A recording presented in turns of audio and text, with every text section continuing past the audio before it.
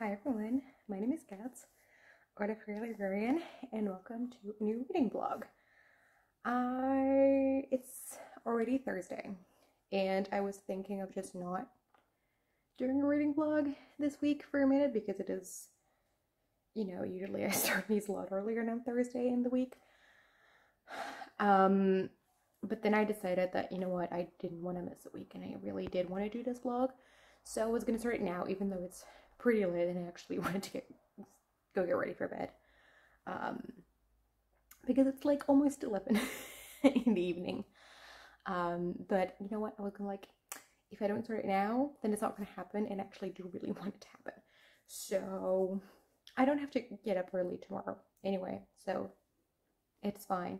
So I thought, let's just start off this vlog. I have quite a bit to talk about because I'm going to talk about what I'm currently reading, because I'm in the middle of 2 books, and then I have 2 more books that are on my TBR, or that were on my TBR for the month, that I still want to get to. Like, I've 2 other books that were also technically on my TBR, but I've accepted that they won't happen, and that I'm definitely for my October TBR, which I think comes out after this vlog.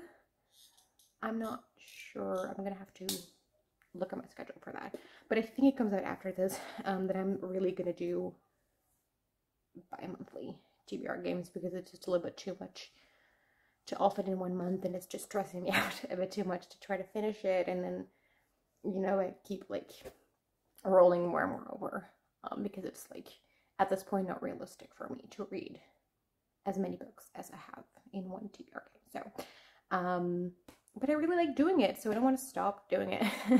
So I'm just gonna make it bi-monthly, which will help with that. So there's 2 that I've accepted that won't get read this month because it's they're the month is starting to come to a bit more of a close. What is it? 24th today, so it's like a week. I can't read that much in a week. So I'll tell you what I'm in the middle of. So I'm currently reading Pompeii by Robert Harris, which is a historical fiction, but a thriller as well, like a disaster thriller. Because it's in Pompeii. Pompeii is known for the eruption of the volcano Vesuvius. So that's gonna happen. So I'm this far into it, which is a little over a third, and I'm really, really liking this. Robert Harris's writing style is just so vivid, and I can see it right in front of me, and I really like his writing, and I keep want to read this book. Every time I want to read something, this is what I want to pick up. So I'm really invested in the story. I really love Robert Harris's writing style, as I already said. He also wrote the Good Old Trilogy, which is one of my favorite series of all time. So yeah, I really like it. This is a buddy read over on Alan's Discord from the Library of Alexandria. I'll put his channel down below, because I'm really, really loving this, and I think that this could be a 5-star read, and I'm so excited. We're now in the city because we start out not in the city. It's about this engineer who works on the Aqua Augusta, which is an aqueduct that provides the cities around the Bay of Naples with water. And at this bay is also near where the Vesuvius is located. There are some problems with the aqueduct, which are caused by, or this is not stated in the book, but probably caused by some earthquakes that are related to the eruption, that happened before the eruption. We already mentioned that like the earth is shaking a little bit from time to time, and I think that that is what caused the problems. But we have found that the problem is between Pompeii and Herculaneum, the next town. And so they're going to Pompeii to see if they can find the problem there. And yeah, I'm really liking it. It's just so many frustrating things that are so frustrating nowadays and were frustrating back then, and like people in power who like it's a holiday, I don't want to like do something about it because like our city still has water, so why would we have to fix the water and like stuff like, and I'm like, can you just for 1 second think of someone else and yourself, you know, like, oh my gosh. But yeah, it's really fast-paced, which I like. I think like the story needs a pretty tight pacing, and also just Robert Harris's writing style needs a pretty tight pacing. Like the Kikyo trilogy is also pretty fast-paced as well. So I think that's just the way he writes, and I don't mind it. I think like it really suits his stories. I don't always like a super fast-paced story, but I think that with Robert Harris it really works. So yeah, I'm really loving this. I anticipate finishing it this week, definitely. It's 200 pages I've left, which is more than I thought, but you know, like it. If I'm reading it, I want to keep reading it, which is why I shouldn't be reading it in the evenings before bed, you know, because I need my sleep. So yeah, the other book that I'm reading is The Bandit Queens by Parini Shroff. This is a contemporary book set in India about this woman who, her husband disappeared. No one knows where he is, and people think that she murdered her husband. And, you know, in a way, it's kind of convenient for her that people think that, so she's like, sure, why not? But then there's a woman in the town who is abused by her husband, and like, you know, like domestic violence stuff. And he's like, hey, you kill your husband, right? Can you like help me kill mine? And then Gita's like, sure, I guess. And so we go from there. I'm really liking it. She has a little bit of a romance with this guy in the town who's like not like judging her based on like rumors, and I'm like, it's so good. We also have a little dog now, and I'm really enjoying this. It is not, the setup sounds a little bit like a thriller. It is not. It's just like a contemporary fiction book, I would say. But I'm really enjoying it.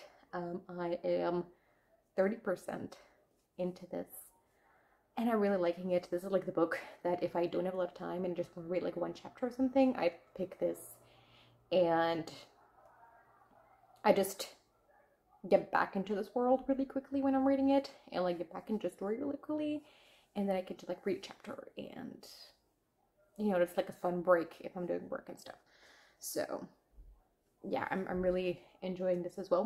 Not quite as much as Pompeii, because Pompeii is just but I'm really invested in the story, and I want to keep reading it, and I'm really enjoying it. So it also reads relatively quickly, so you know, I'm really liking it. This is a book I read for book club. It is the Evil Minds Research Group. I think it's a long name, and I keep forgetting it.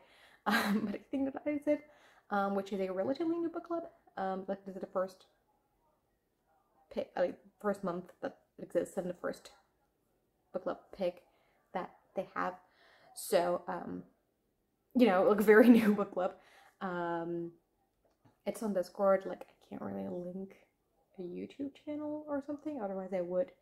But you know, yeah, I'm enjoying this too. I definitely need to finish this this month because the ebook returns itself to library on November 1st, like pretty early in the morning, so I need to finish this. But I think that's gonna work out, like, you know, like on the train and stuff. This will be pretty easy to finish. So then I told you there's 2 more books that I would like to get to. Like, I won't be able to finish them because, especially because one of them is pretty chunky. But I want to start both and leave like at least a little bit of it. So for one that I've actually already started, but I've read like 1 chapter, so I don't, so like, you know, and that is The Dragon's Promise by Elizabeth Lim. I said like I read literally like 1 chapter. I'm on page 10. So this is the sequel to Six Crimson Cranes, which I've been wanting to read for a while. It's been on so many TBRs, but I keep putting it off, so I'm glad that I'm actually have started it, and so now it's like in my brain as something that I am reading, even if I only read so little bit. But this first chapter, and I love being back in this world, and like it doesn't, I was back in it immediately. Like sometimes if I wait a little bit too long between installments in a series, it takes a while before I find my footing again. But that wasn't the case at all in this one. Like I was right in it from the start. I just remembered why I loved the world, and I loved the writing in Six Crimson Cranes, because it's so vivid and vibrant and colorful. And yeah, I really like it. We're in the dragon realm now, so like it's underwater, which, you know, can have some like pretty cool, like whimsical stuff that can happen underwater. And like I'm so excited. I was a little nervous getting into it because I've heard some not great things, and I know like I'm not very far into it, so like still a lot can go down from here. But I'm so much more excited now that I've read the first chapter than I was before. So I definitely, as I said, I won't be able to finish it, but you know, like it does read relatively quickly, and the font is huge. So like it's not as long as it looks. And I really love the first book. So like I hope that I love this too, you know, finish a duology, always fun. So yeah, I really want to read this too. And then like the real chunky one that I want to get to is A Court of Mist and Ruin by Sarah J. Maas, which is the 3rd book in the Actor series. Oh, my post-it doesn't really stick. Okay. I'm covering up my library's name because, you know, you don't need to know where I live. So A Court of Wings and Ruin, the 3rd book in the Actor series, which is the conclusion to like the first trilogy. Like there's more out, but this is like the first arc, I guess. And yeah, I'm really curious what is going to happen. Like with the way that book 2 ended, I'm so scared for Vera at the beginning of this book. I don't know what's gonna happen in this. I'm really, yeah. I think that this is gonna be more plot heavy than the first 2 books. Like especially book 2 is very much romance, and there is a bit of plot, but it's very much romance. The first one is also mostly romance with a bit of plot. I think this one is gonna have a lot more plot. Which is also why it's so long. And because there's like quite a few threads to wrap up, and if this is this initially was the conclusion to the series, like the 2 other books are like later add-ons to the series, so this needs to wrap up quite a bit, and I'm so excited. I really like Sarah J. Maas's writing. Like, if you told me a year ago that I would sit here saying I love Sarah J. Maas's writing, I probably wouldn't have believed you, to be quite honest. Like, I was very hesitant to pick up her books, but I'm so glad that I did. So yeah, I really want to see how this book goes. This is for a read along. I'm reading this for the Maas Effect read along, which is hosted by Bethany over at Beautifully Bookish Bethany. So I'll also link her down below. But I want to get started on this. You know, like I don't think I'll be able to finish it this week, but I definitely want to get started on it. So yeah, those are the 4 books that you may hopefully all see me read. There's a thing in here. Oh, that's just my, okay, my receipt of like, this is, you have all these books and this is when you need to return them. Little thing is inside the book. I didn't know it was there. I'd been searching for it and I couldn't find it. There it was.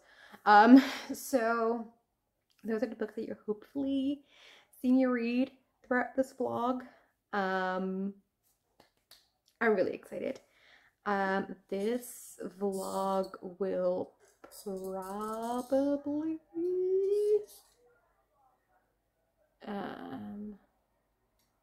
no, I'll go to Wednesday because I upload on Wednesdays. I was gonna say it's gonna take me to the end of the month, but it won't. So never mind. But yeah, I'm really excited, and I will talk to you once I've read something and I have an update for you. Bye. Hi, it is Friday around noonish, and I've read some more Pompeii. I am about halfway through, and I'm still liking it, but I do have some thoughts. So first of all, the chapter I'm currently in, because I stopped like within a chapter, but like a chapter break. The chapter I'm in is like a party, like a dinner thing, and it's gross. It's so gross. I really could have done without having to read that. I was not expecting it. Yeah, I don't like it. So that was a scene that I was just, no. I did not need to read that. So yeah, I have that. So like I needed a break from reading, and I thought that is like a nice spot to update. One thing that I've noticed in the chunk that I've read, and like I had kind of seen it before, but like it's a combination of like a bunch of different things that in isolation aren't that bad. But the combination gives it a weird feeling, and it's also something that is a little harder to pinpoint. But this book is just, it feels very modern. Like the Kikoro trilogy also reads pretty modern, but I felt like that had more to do with the style and the way of telling the story, which I think is feeling modern in a good way. This feels pretty modern in its content as well. Just the mentality of it all. Which isn't to say that like Robert Harris did bad research, like because this is something that is quite hard to research. It's like a whole separate domain of history. But it is something that I'm personally very interested in, and so it's something that I know a little bit about. And the thing with mentality, so what it is, it's like the subconscious fundaments that your culture is based on, and quite typical of them is you're usually not very consciously aware of them. You only become aware of them by encountering different cultures that have different mentalities, and by contrast, by seeing, oh, this is kind of weird, it's like different from how I think about this. And so that is like you realizing that this is a sort of fundamental thing that you've never really questioned before, that it's just at the basis of your belief system, your thoughts, your actions, whatever. And so mentalities are quite hard to pinpoint for that reason, because they're also not like literally shown in stuff. They're very much an underlying thing. And so they're hard to research for that reason. Like, you have to read a lot of stuff and then like try to filter the mentalities out of the things that are said and the things that are being described, which is pretty hard to do. But once you know them, or once you've noticed them, even if you don't like consciously realize what they are, you do notice when they're off. And I feel like that in this book they feel a bit off. They feel overly modern, in a lot of ways. I can't describe it much further than that, because I don't know much more than that. Like, it as I already said, it's hard to pinpoint. But that is something that I am feeling with this book. And for that reason, I'm liking it a little bit less than I did the Geek trilogy. So yeah, that is my thoughts so far. I'm still enjoying it. Just, you know, not a perfect book in my opinion. So I'm gonna read more of it. I'm probably gonna get, because divided into 4 days, I'm probably gonna read till the end of the first day and then update you again. Or if I don't really have new thoughts, then I'll just read more of it, but I don't think I'll update you before that. So yeah, that is it. I'll talk to you later. Bye. Hi, it is Sunday evening and I have quite a few updates, so let's get into it. First, I reached the end of the second day in Pompeii. I'm now 2/3 of the way through, and I have some mixed feelings about this book. I'm not entirely sure how I feel about it. On the one hand, it is quite entertaining.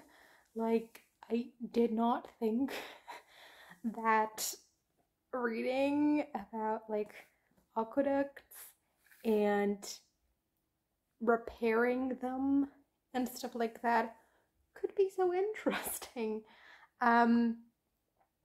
So it is definitely keeping me engaged in those parts, but there are other parts that I'm not loving.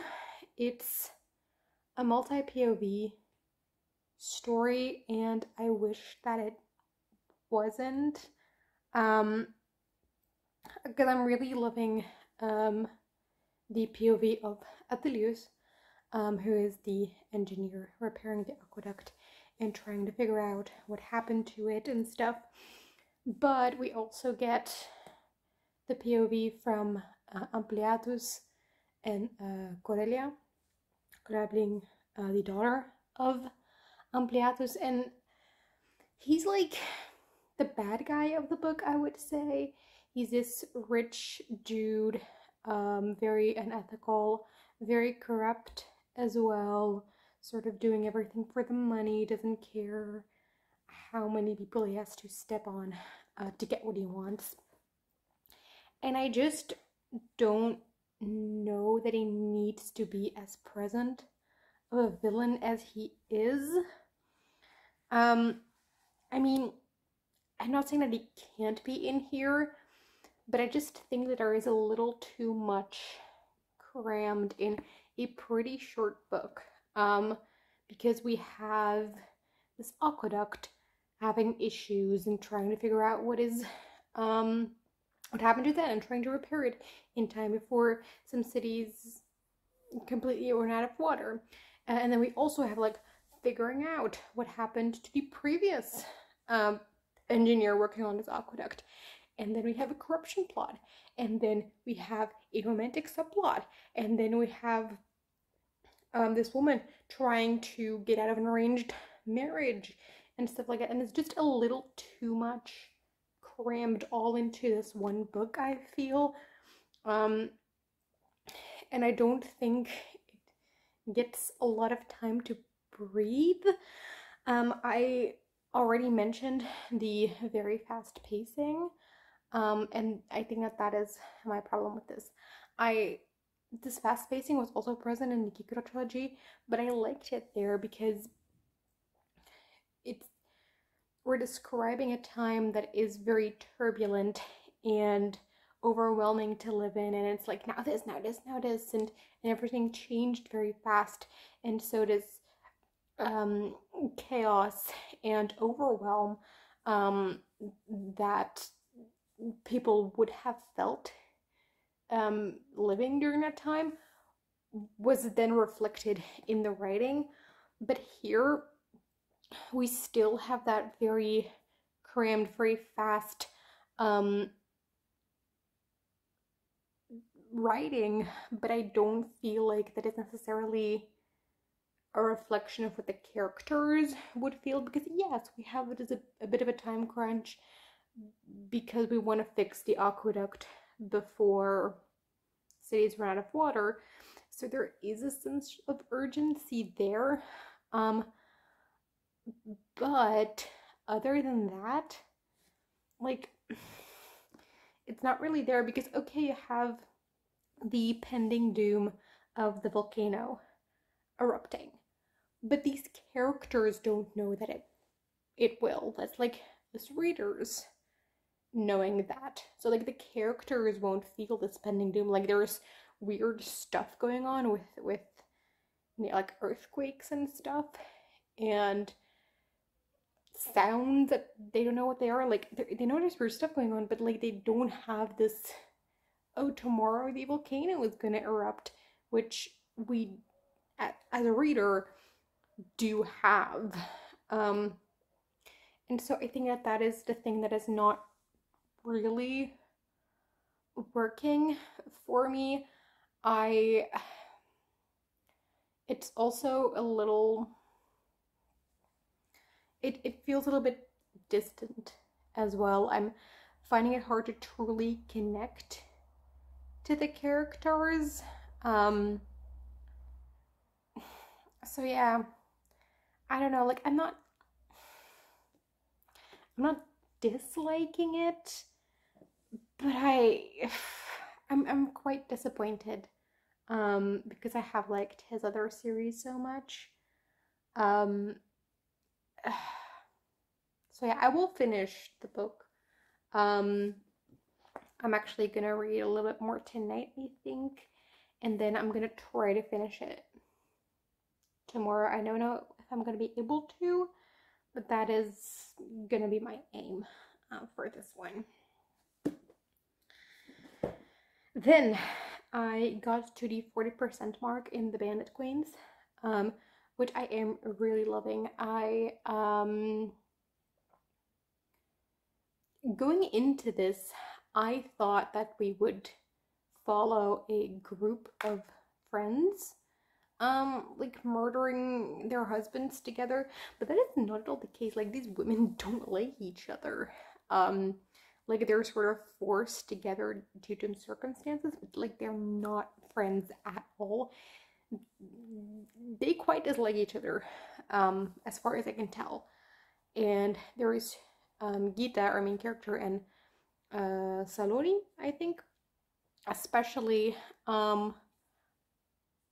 really don't like each other, but they used to be best friends, and I just got to a scene where that really came to the forefront, and just so much hurt over the reason that their friendship fell apart, and how they both kind of blamed the other person for it, while actually the real reason, or the real person responsible for their marriage, no, not their marriage, their friendship ending, was Gita's husband, who was pretty abusive and pretty terrible.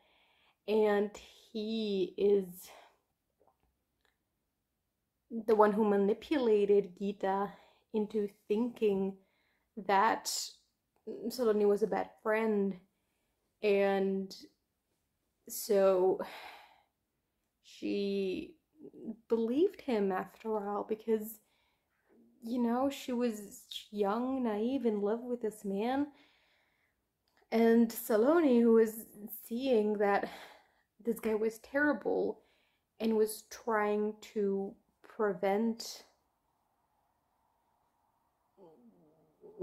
Gita getting hurt by him, he just managed to twist it in a way that was that made both of them think that the other person betrayed them and stuff like that. And it was just a really heartbreaking scene where there's just so much hurt still present that needs to be processed first before they can be friends again, because they keep sort of blaming each other. And I think that they do realize that they themselves, or that the other person is not more guilty of this than they are. And that, you know, it's not like this other person's fault completely that this friendship fell apart, but they just aren't to the point yet where they're willing to admit that to themselves. And man, it was really heartbreaking. So yeah, it's a very interesting read.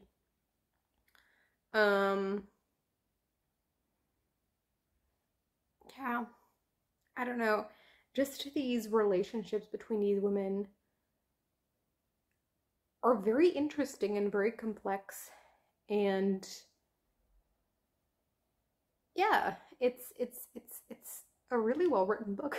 So I'm really liking this. I also just want to keep reading it. It's very weird, like if this is the last thing that I've read, I just want to keep reading it and keep picking it back up. But as soon as I like break it up with another book, then like I don't really want to read this anymore.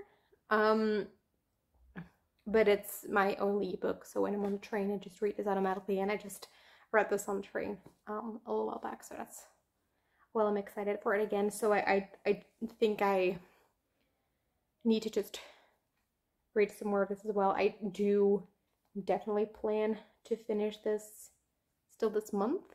I'm not sure when exactly, but I would like to finish it before the end of the month. Yeah, this is really good, and I'm really, really enjoying it. And then this weekend, I actually started another book, and that is A Court of Wings and Ruin. I am